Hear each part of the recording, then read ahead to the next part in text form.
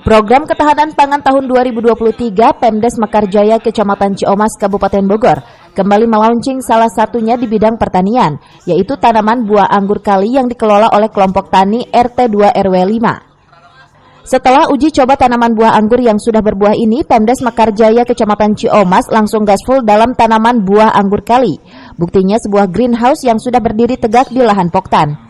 Selanjutnya, Forkopimcam Ciomas langsung menanam buah anggur kali secara simbolis dan disaksikan langsung oleh Kepala Desa Mekarjaya dan pengurus kelompok tani anggur. Saya sangat bahagia jadi terekspos ya. Jadi untuk menganggurkan di Ciomas itu mudah-mudahan bisa. Kalau di sini banyak jenis anggurnya ya. Lebih dari 23 varian di sini. Jadi kalau bilang jenis itu orang-orang sesuai lidah masing-masing biasanya.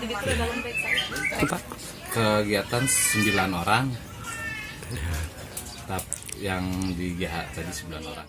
Ini yaitu ketahanan pangan yang ditanam adalah anggur. Jadi dengan adanya kegiatan petani anggur ini mudah-mudahan bisa meningkatkan perekonomian warga masyarakat, terutama petani anggur.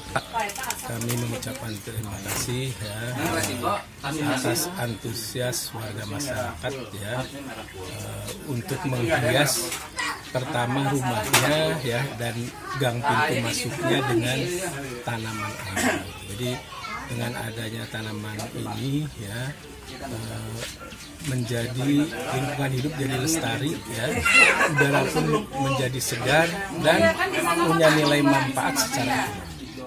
Diharapkan dengan adanya Poktan anggur kali dapat meningkatkan perekonomian warga sekitar. Dari Ciomas, Kabupaten Bogor, Iman Abdurrahman melaporkan.